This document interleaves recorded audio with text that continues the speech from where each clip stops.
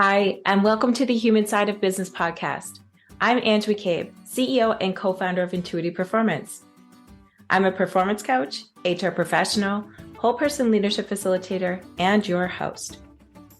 The Human Side of Business podcast is fueled by the genuine curiosity to understand how personal characteristics and skills can be leveraged to drive individual and team performance, tangible outcomes, and ultimately organizational success within business. Each podcast is devoted to sharing knowledge, expanding our learning edges, and exploring the trends in corporate culture towards growing the emotional intelligence of organizations. I'm so glad you're here. Hi there, this is Ange McCabe, CEO and co-founder of Intuitive Performance, where our business is the success of your business. I'm a performance coach, HR professional, facilitator, and your host of the Elevate Business podcast. The Elevate Business podcast is a journey of discovery fueled by the curiosity to genuinely understand what makes people tick when it comes to their professional path, choices made, and the personal characteristics that drive performance, tangible outcomes, and ultimately success. The Elevate Business podcast is here to promote the enormous contributions of small and medium-sized businesses around the world by exploring the actions that make a workplace successful, the trends in corporate culture towards growing the emotional intelligence of an organization, and how we build whole person performance from the ground up. Each podcast is devoted to sharing knowledge, growing our learning edges, and honoring our passions with a special guest who has elevated their business, overcome obstacles, and inspires others to do the same. So glad you're here. Hi, and a warm welcome to episode number 19 of the Elevate Business podcast. Both myself, Ange McCabe, and Scott Russ are your hosts. We have the pleasure of introducing you to Steve Cody, whose passion for community and entrepreneurship began at the age of 15, with $1,200 in his pocket, a squeegee, bucket, and a dream.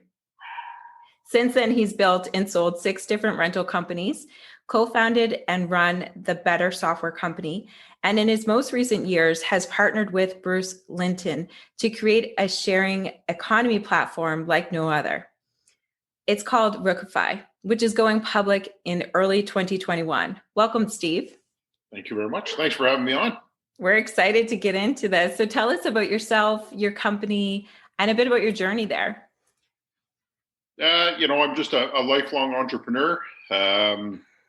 Left high school in grade 10, and my grandfather had saved up. It was $10 a month he would put in the bank, and hoping that would be enough for me to go to university by the time I graduated from high school. And very dyslexic, so in grade, dyslexia wasn't a thing back then. But anyways, new school wasn't for me, so there was $1,200 in the bank, and I said, "I'm going to take that money out and start a window cleaning company." And that's really where that kind of window washing led to swing stage rentals, which led to scaffolding and bobcats and just a bunch of different things over my career. And Rookify is really a kind of accumulation of all that, right? So this passion for kind of owning assets and being able to share them, and now being able to kind of amplify the environmental impact that renting can have, and to be able to democratize it, like just let anybody get involved in rentals. And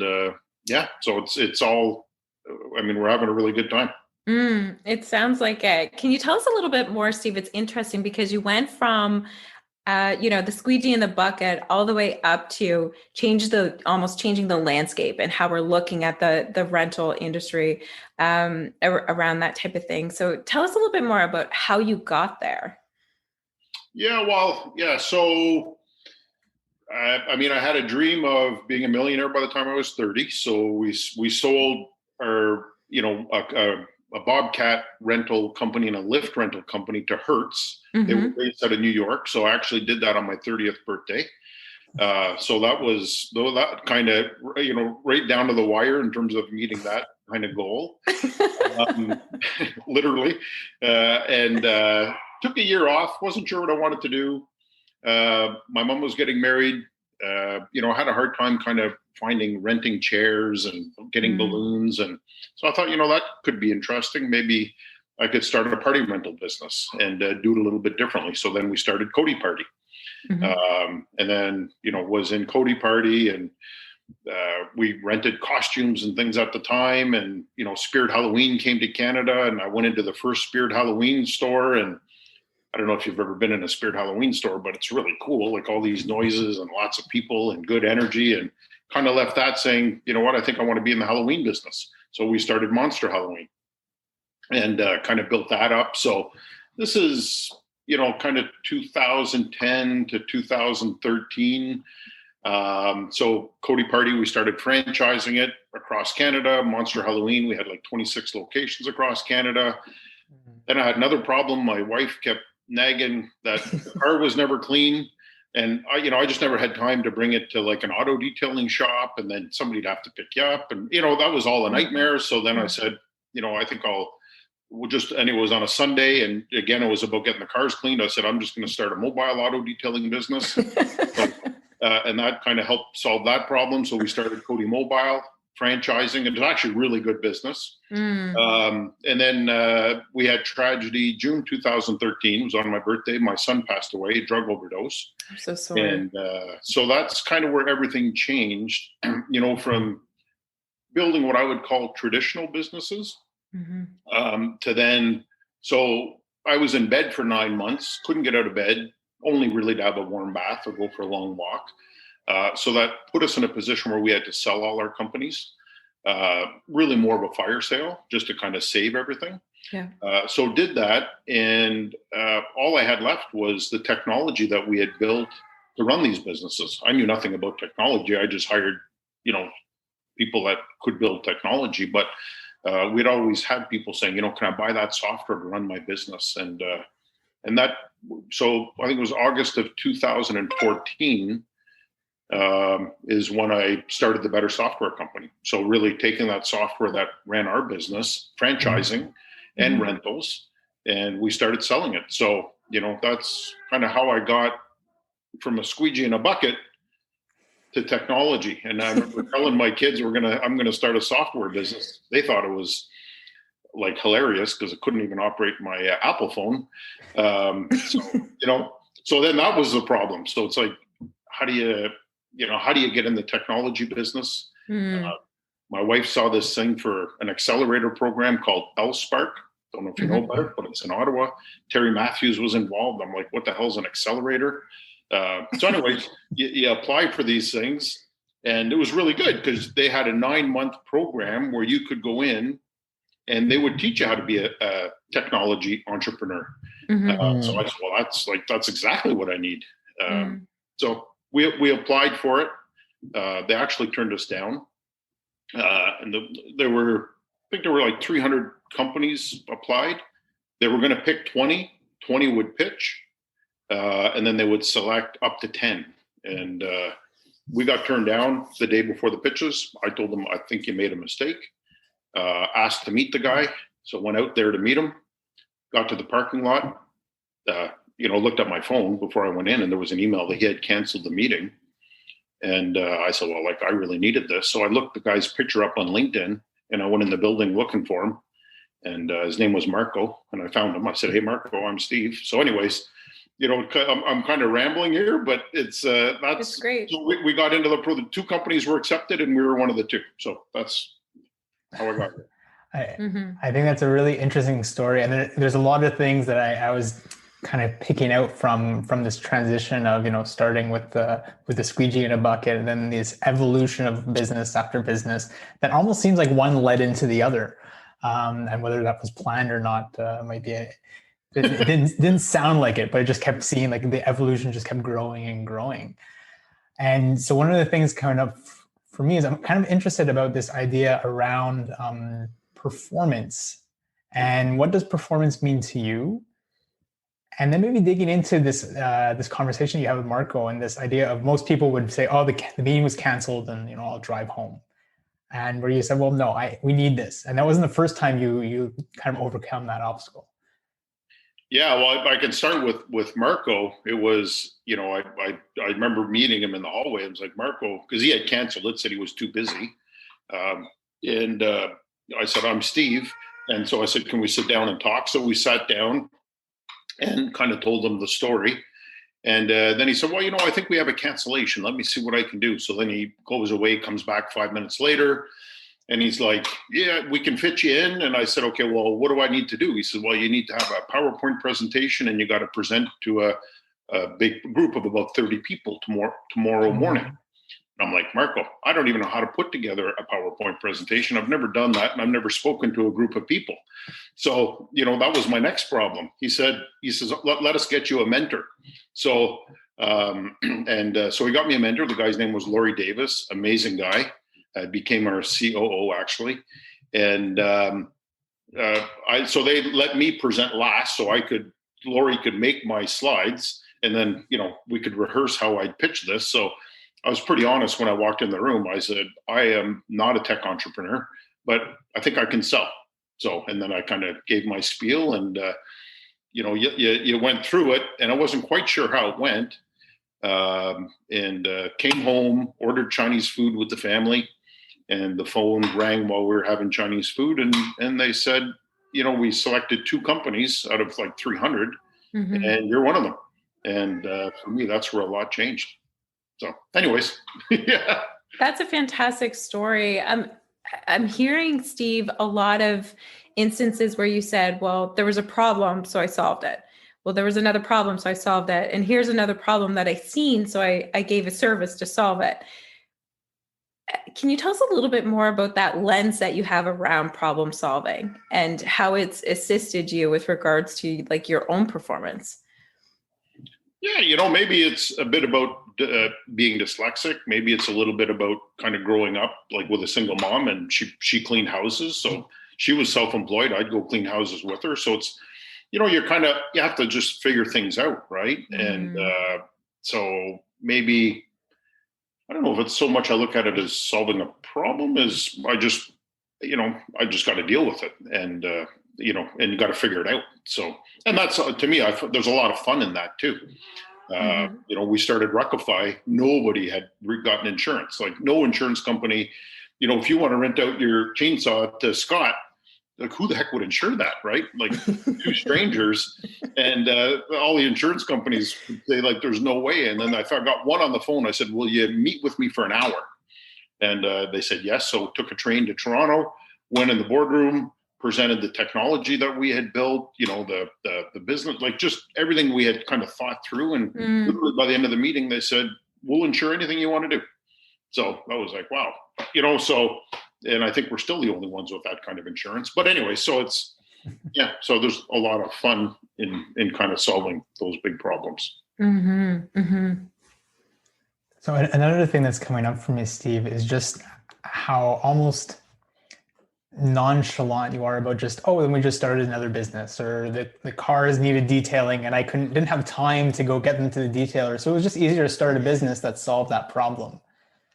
And so I'm curious, just based on your experience as an entrepreneur and being in that community, how have you felt kind of your perspective on problem solving and how you approach things has helped you in kind of creating these businesses? And do you see that being a roadblock maybe for others that might be holding them back? Yeah, I mean, I see a lot of people, I'll meet a lot of people. They're really passionate. They have a great idea. And they're starting a business, like they're starting next month, and you meet them a year later and they're starting, so they're, and I almost think the danger is in overthinking it, right? So, are you solving a problem and are people willing to pay money to have that problem solved? It's kind of like the only 2 things that you need to really answer to say, should I start? Like, I would not start a business, or I would call it a hobby, actually. If people weren't willing to pay for the problem I was trying to solve. But if you're willing, if you're going to solve a problem, people are willing to pay, then you just have to start doing it better than everybody else. And I think working harder than everybody else. And that gives you a really good opportunity to succeed. So that's kind of the way I've looked at it. So there's no big business plan. There's not like a lot of research, and it's just, it's a lot of asking questions. When I started the auto detailing business, I knew nothing about auto detailing. I put an ad in Kijiji saying I wanted to hire an experienced auto detailer. The first guy, his name was Steve, showed up at my house And he wanted to know about the job. I said, well, you actually have to create the job. I said, can you go home and tell me what I need to buy to be the best detailer in the business? And he didn't really understand what was going on, but he did it. And he was really good at it, like really good. He started like, he did it, not me. So, and then he went from, it was really cool. So he was a lifetime auto detailer. So now he went from starting Cody Mobile with me to managing, to building out a franchise system. And then when we sold that, he wanted to continue his journey of us working together. So he moved over to Better Software. So now he's in technology and he leads customer service. So what a journey for a guy like that. Like that's awesome.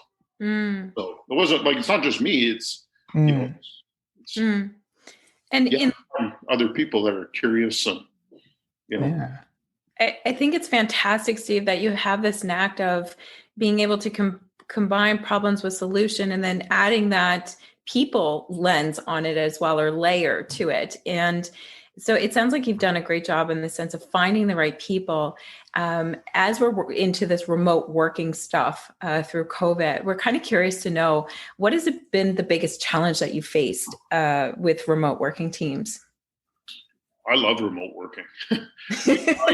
We tried to make it work before. So, we had about 70 or 80 people at Rectify, and we were hiring people from other cities. So we tried the remote, and it could never really work because the default was always the office.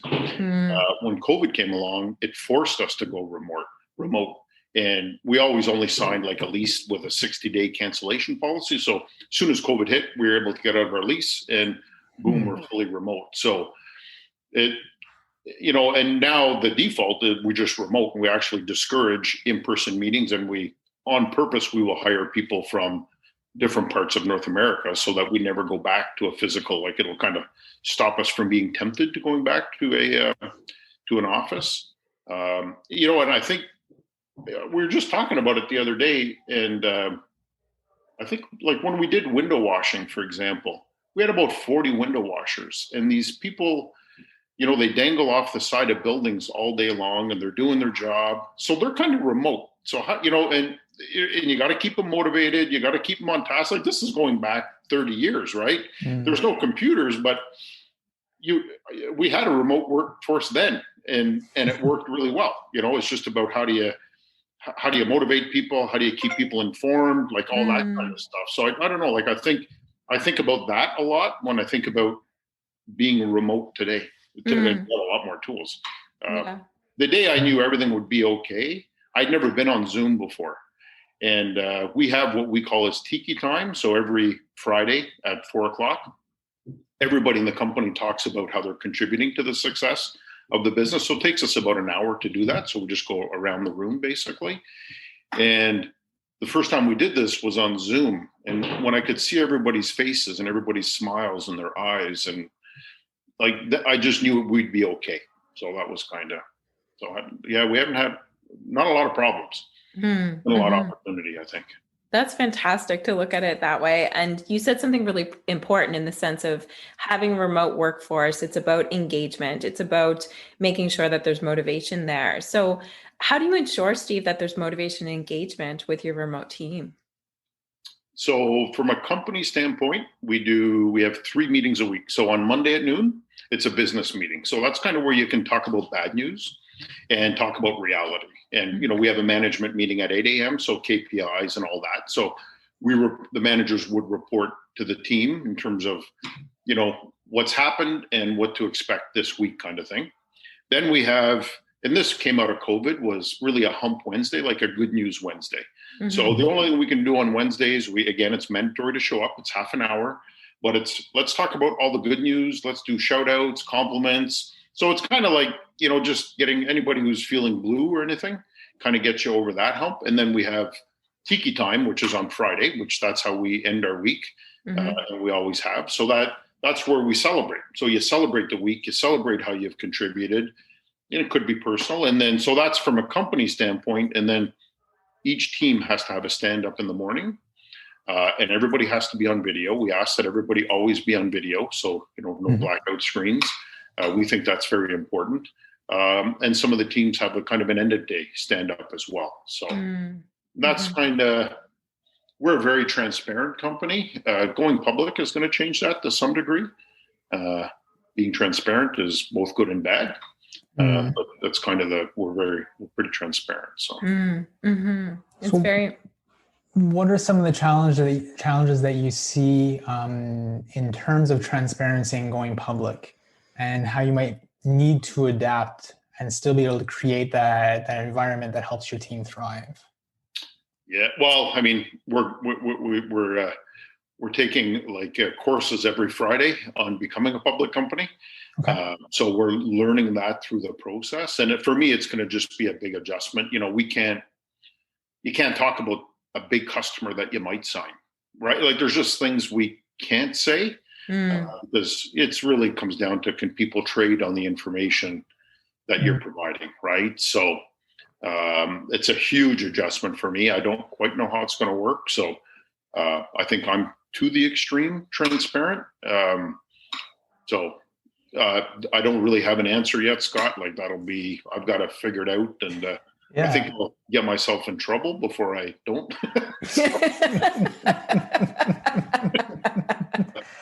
How well it's going to go. I hear you. So I'm curious if maybe we look at it from a different lens as to how are you being transparent currently with your employees, and what does transparency really mean to you? You know what? It just means, I mean, literally down to how much money we have in the bank. How we're doing on fundraising. What does an IPO look like? If we have to make changes in the company, pretty transparent, open questions. So ask me any question, I'll give you an answer. And, if I can't give you an answer, I'll tell you I can't, but it's pretty rare that I won't. And I think to me, it's like 10% of the company belongs to our team. So Bruce and I set that up right away. So through the public offering, there's a lot of people that are going to do really well. At Bruce's last company, Canopy, I think he created 230 millionaires. So it's making sure that you're sharing. So, because you want people to feel ownership in what you're doing. I don't think a lot of people are here for the options, but they're here to be part of something. And to become part of something, I think you have to be transparent, and people have to kind of know what's happening to feel like a real owner. Otherwise, you're kind of a passenger. So we start by and we give them all the options. So there's no games. Like, Bruce and I don't say we're taking 30% of the options, and they're all distributed. So there's a lot of people. As long as the company does well, they're going to do really well. So that, and then I think you layer on the transparency. There's a lot of ownership, and then with a lot of ownership comes a lot of passion, and then there comes dreams, right? People are very passionate. They start to have dreams, and then if you have to make adjustments in the company for whatever reason, I think it hurts like 100 times more for people, right? So you could just be a CEO that runs it like an executive and is, kind of distant and a little colder, maybe a little sterner, but I think you'd miss out on the other side of it. So anyways, this is not like a planned thing for me. It's just who I am. So the day that it doesn't work anymore is like, the day like I wouldn't be the CEO. That's all. So I don't think I'm going to change a lot.